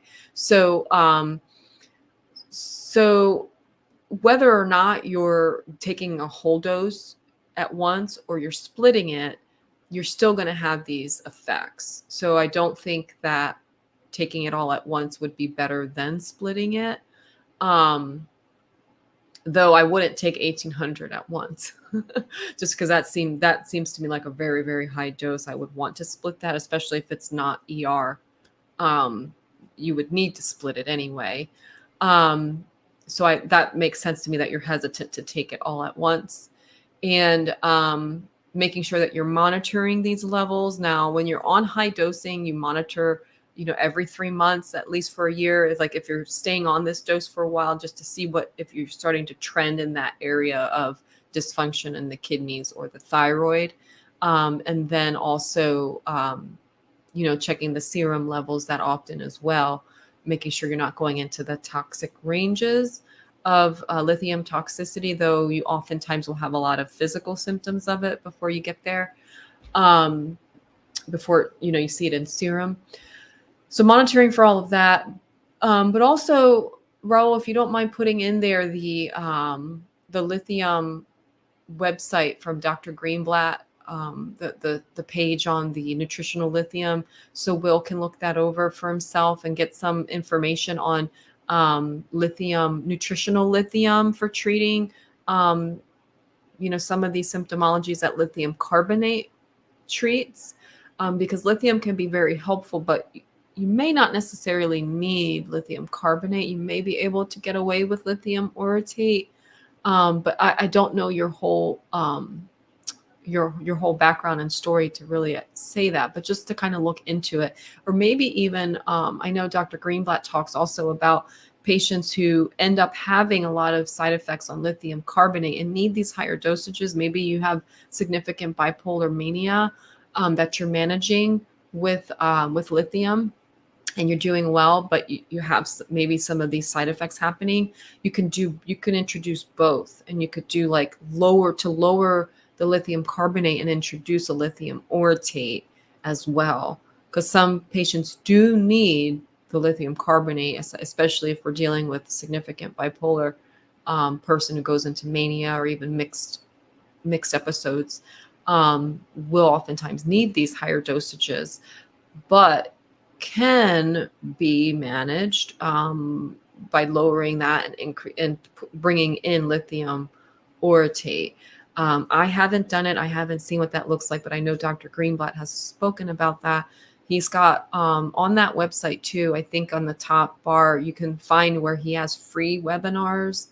And he has a few free lithium webinars where he talks about lithium, and and in a couple of them, he talks about this, where it can be utilized in that way.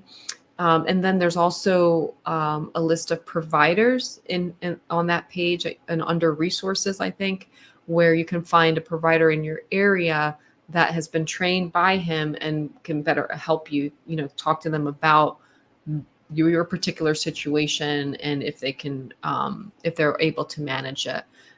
So that's what I would also look into as well. If your provider's not familiar with kind of decreasing this burden with adding in something like lithium orotate. All right, so Delia Jane, hi. How to help someone to get out of psychotic episode without meds? Thanks. Yeah. So it depends on the symptomology, the origin of the psychosis. Okay, so it can be very difficult to get someone out of it and very challenging.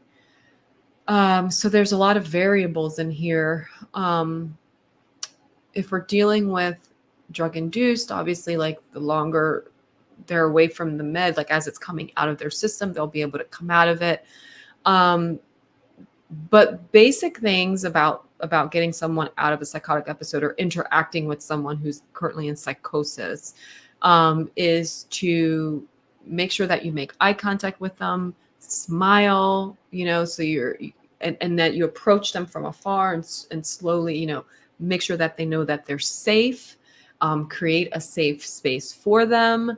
And nutriently speaking, if there are deficiencies, and we know that there are deficiencies, like I was talking about earlier, vitamin D, significantly low vitamin D can cause psychosis. So that could be it.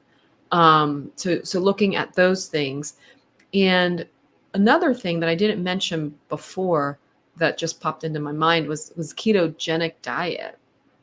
So Dr. Chris Palmer has done a lot of work in this area. He's written a couple books, and I think he may have a clinic now too that works with patients who are, psychotic or schizophrenic or even with bipolar, and getting them on a ketogenic diet and ketosis. And that has been shown to help reverse psychosis. So, so I don't know the whole story of this psychotic. Is it just an episode, or is it like a chronic thing? But looking at ketogenic diet to help as far as not medications. If it's like an episode and you're just trying to support them, get them into a safe environment, not a lot of noise, maybe making the environment safe, low light.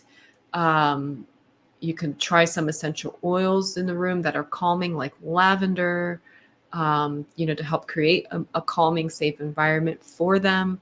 Approach them in a calm manner. Making, if they recognize you, if they know you, and they recognize you as someone who is safe, taking advantage of that, trying to get them into that safe room that you've created for them or whatnot, to help bring them down. As far as, the diet, let's talk about ketogenic, nutrient support, supplement support, that could help in this. Lithium orotate may be helpful, as far as helping them to come out of a psychotic episode. But oftentimes, depending on the source of it, it could, if it's part of a bipolar, schizophrenia, or something like that, may require, antipsychotics, even if it's just a short-term thing. And always assess for safety. If you're not safe approaching, if you don't feel safe approaching this person who's in a psychotic episode, then they need to go into, inpatient mental health treatment, just to, to get something in them so that they can come out of this episode be safe, and then approach them afterwards with maybe some of these natural solutions, looking at labs, etc., to see what root causes could be. But definitely, if they're in the midst of it, when you're approaching them, approach with caution. Like I said, some of the things you can do is eye contact, smile, see how they respond. Come do it from afar so you feel safe, and then see if they can try to go into a safe environment with you. But if it's not safe, then you do have to get authorities involved and get them. They call it here Baker Act, but other states call it different things, where they have to go into a hospital, and that's for safety reasons. I hate to do that. It's last resort. But if you're dealing with someone who is psychotic, you have to always talk about safety, because they could be thinking that you're attacking them, and they could try to hurt you. And so that is something that you have to consider in this regards. And in that case, medication is going to be the best option, at least temporarily, to get them out of the state. And then you can start looking into and diving into some of these natural treatment options and looking for those root causes we talked about, and perhaps even implementing something like a ketogenic diet and working with a nutritional psychiatrist like Dr. Palmer, to help them. But certainly assess safety first. Okay. If they need maybe short-term injection or something like that, or something to help them now, there's no stigma about that. That's to help them for safety and help you for safety. So always assess for that. If they're trying to hurt themselves or others, you have no choice then but to get them some medication, get them immediate help. Then afterwards, look into some of those root causes we talked about. And then once we start getting that under control, even some therapy work could be helpful. Okay. Rohit Thakur, hi. Is taking 2.5 milligrams of aripiprazole daily cause constipation, weight gain, and diabetes? Well, those are all side effects. So it can lead to constipation. It can lead to weight gain. Diabetes, metabolic syndrome, that's a long-term thing, not an immediate thing. But metabolic syndrome and then diabetes. So it's something you can catch early on with labs. Like I was talking to the one comment about the Geodon, right? So making sure that you are checking your labs and looking and assessing for these things. So basic labs to look for, like the metabolic syndrome that can lead to diabetes, is your complete metabolic panel and your lipid panel. Some providers will also throw in a hemoglobin A1C, a fasting insulin. Like that's what I would do on top of that. But for basic CMP and lipids, but also looking for, other causes of your condition, nutritionally speaking, and how you can nutritionally support that. Now, as far as the constipation piece, that is a common side effect of Abilify. So, to counteract that, you can increase your fluid intake. Water is going to be, your friend here. And also your foods that are going to be higher in fibers, your leafy greens, your vegetables, your fruits, and those types of things will really help to move things along. Oatmeal can also be very helpful for moving things along as well in the morning. So you can counteract some of that. The weight gain piece, unfortunately, that could also be a common side effect. Some people can counteract this though with good diet regimen and exercise. Even just walking, a couple miles a day or a mile a day can be very helpful. And then when it comes to the weight gain too, a lot of times what's happening is the increase in appetite is what's affecting this. So making sure that you're not surrounding yourself with foods that are high calorie, high impact, cause weight gain, right? So surrounding yourself with fruits and vegetables and things, because most of the time with this, it's increased cravings for carbs and sweets. So something like an apple can really help to hit those cravings, but not be as far as a caloric intake on your weight versus like a cupcake or a chocolate bar, right? So those types of things. So it's removing all of those things from your house so you don't have them available to you, and having things that are lower impact on the weight. So the fruits, the vegetables, those types of things. Grapes, very good because they're high in water, very filling, but also, can cut that sweet tooth craving, and even carbohydrate craving. So things like that to consider. But yeah, unfortunately, that's even that small dose of Abilify can cause these types of side effects.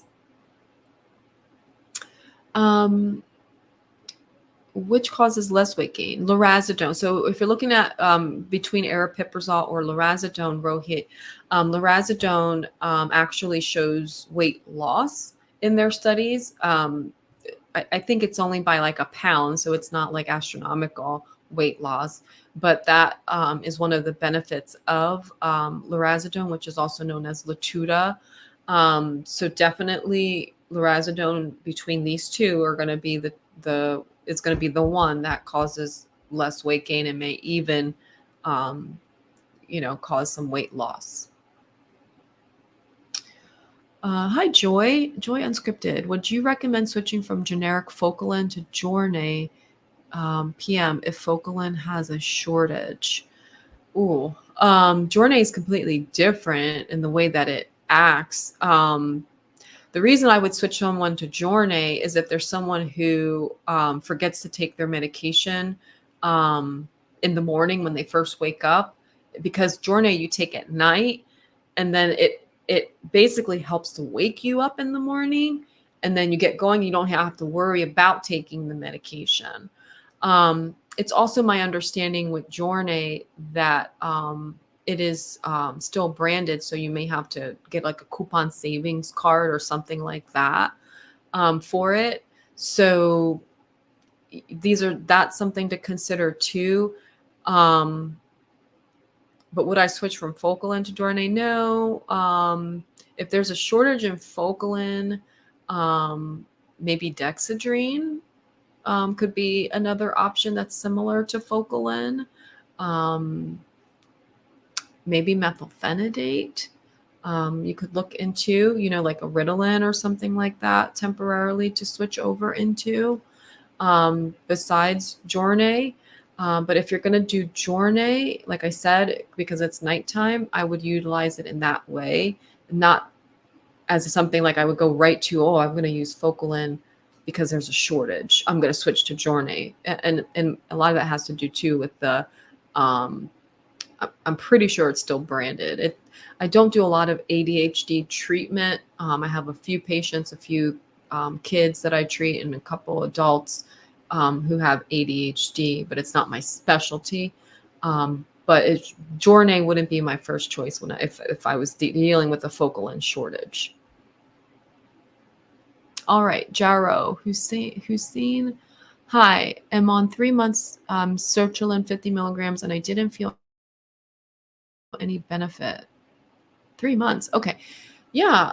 So talk to your provider. You're on a very low dose of sertraline, or sertraline, because you could go up to 200 milligrams here. So I'm not sure why they've kept you on the 50 milligram dose in your 3 months in. Maybe you haven't seen them yet. I don't know, but talk to them about that. If you're not feeling any benefit, it may just because the dose is too low and you need to increase the dose. So I would talk to them about that, about increasing your dose, and then, go month by month on that to determine whether or not you're going to get benefit. You should start seeing something by the 100 milligram mark as far as dosing.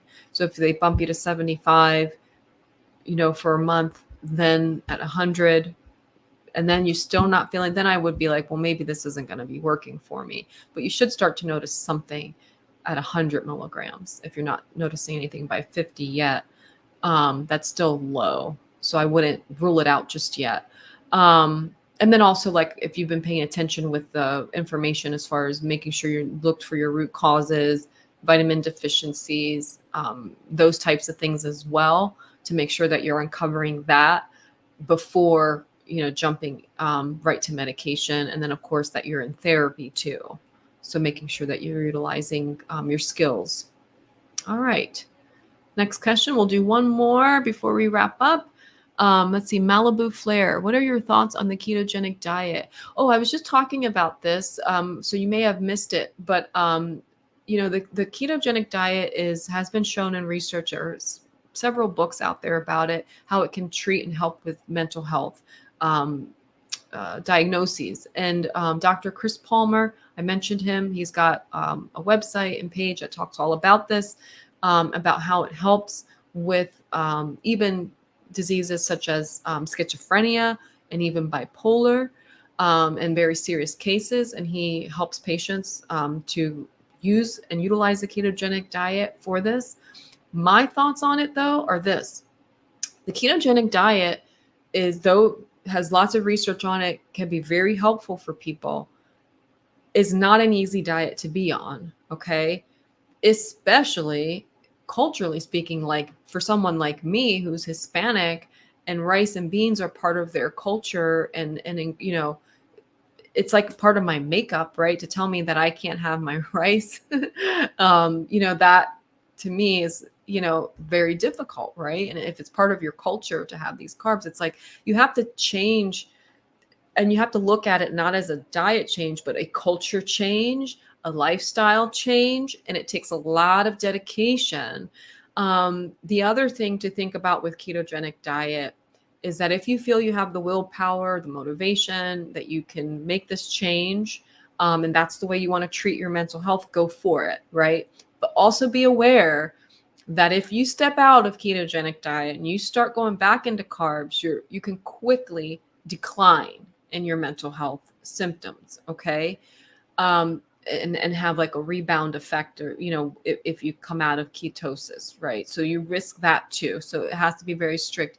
And also, when you cheat on a ketogenic diet, this is a whole other aspect of it. Not only are you risking like rebound psychosis and all these other issues that can occur with your diagnoses because you're treating your schizophrenia or your bipolar or whatnot with ketogenic diet, that you also now risk, now you're on a high calorie, high fat diet. If now you start reintroducing carbs into a ketogenic diet, that's what that equals, right? Because the ketogenic diet is high in fat.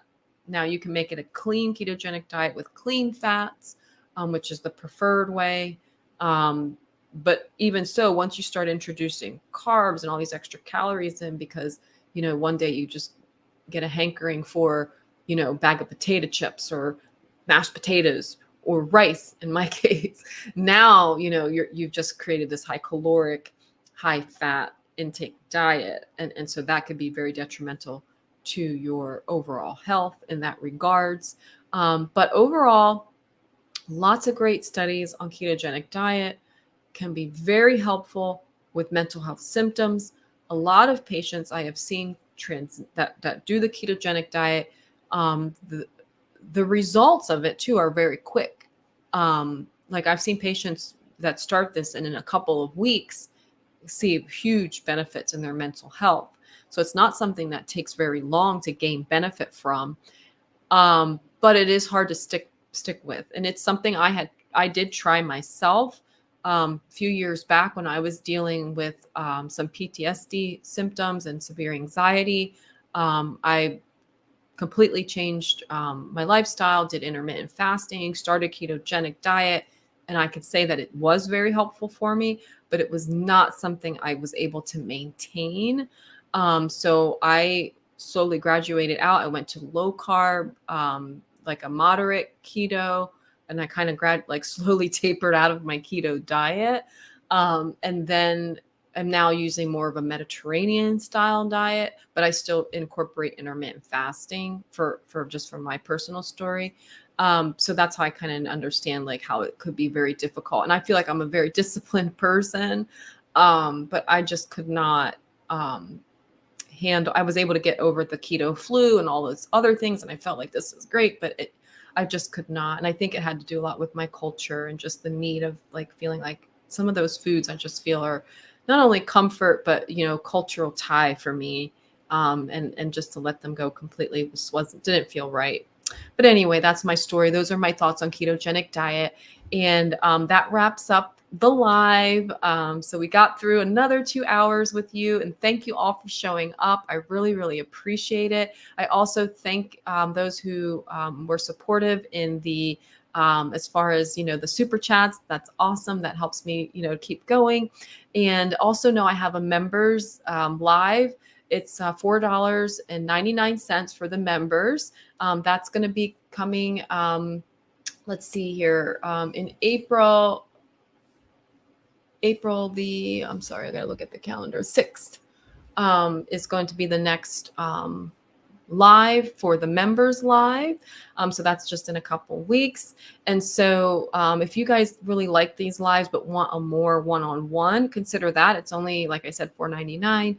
And also with the members, we do, we can comment back and forth within the members posts and within the members live videos that I have available to you now, because they're recorded and you can watch them at your own convenience.